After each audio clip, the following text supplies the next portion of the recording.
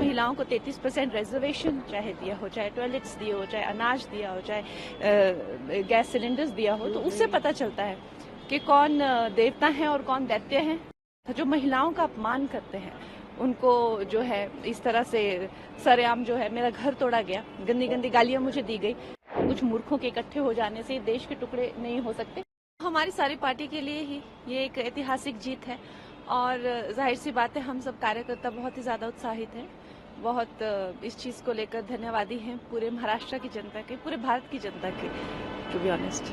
Ma'am, chief minister किसको देखना चाहेंगे? ये तो खैर अब हमारी जो पार्टी है उनका ये बनता है, इट्स देयर प्रोगेटिव। और हम लोग तो खैर, जो मैं हमेशा कहती हूँ कि हमारी जो पार्टी है उनकी जो आइडियोलॉजी है वो सबकी एक से बढ़कर एक हमारे पास नेतृत्व के लिए लोग हैं। तो उद्धव ठाकरे की इतनी बुरी तरीके से हार होगी, आपको ये उम्मीद थी? ये मुझे उम्मीद थी, क्योंकि मुझे लगता है कि अगर आप देखें इतिहास गवाह, और मेरे काफी रील भी वायरल हो रहे हैं कि हम दैत्यों को और देवताओं को कैसे पहचानते हैं। जो महिलाओं की इज्जत उतारते हैं वो उसी श्रेणी के होते हैं, दैत्य ही होते हैं।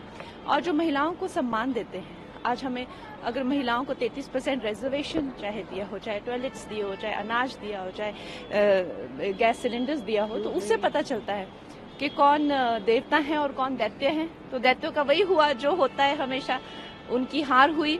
और आप देख लीजिए महाभारत में तो एक ही क्लैन था, एक ही भाई थे, सब एक ही परिवार था, लेकिन फिर भी फर्क कितना था। जो महिलाओं का अपमान करते हैं उनको जो है इस तरह से सरेआम जो है मेरा घर तोड़ा गया, गंदी गंदी गालियां मुझे दी गई, तो मुझे लगता है कि कहीं ना कहीं बुद्धि भ्रष्ट हो गई थी, वो दिख ही रहा था। कांग्रेस पर पीएम ने सिर्फ परिवार और लड़ाने की राजनीति करने का आरोप लगाया, कैसे देखते हैं? उनको भी एक पब्लिक से काफी एक मजबूत जवाब मिला है कि किस तरह से ये देश जो है, ये देश बड़े ही बलिदान देकर देश बना है और किसी के ऐसे कहने से या कुछ मूर्खों के इकट्ठे हो जाने से देश के टुकड़े नहीं हो सकते और नहीं होने भी नहीं देंगे। मैम, एक इम्पोर्टेंट सवाल है कि संभल में एक मस्जिद है, उसका सर्वे करने के लिए एक टीम जाती है, उसके ऊपर पथराव हो जाता है। आज सुबह की घटना है, इस पर आपका? आज जनी हुई है, पत्थरबाजी हुई है संभल में, तो इससे हमें साक्षात देखने को मिलता है कि एक है तो नेक है, अगर बटेंगे तो कटेंगे। आप देख सकते हैं कि किस तरह की सिचुएशंस हमारे देश में ऐसे ऐसे एरियाज भी हैं जहां पे जाना ही अलाउड नहीं है इवनिंग के बाद। तो खैर मुझे लगता है कि हम सबको एकजुट होकर इस चीज की निंदा करनी चाहिए। हिमाचल में भी हम लोगों ने इस चीज की निंदा की है, तो अभी के लिए तो मैं यही कह सकती हूँ। Ma'am, my last question is, ये प्रियंका गांधी वाड्रा जीती हैं वायनाड से, क्या कहना चाहेंगे? मेरी उनको शुभकामनाएं।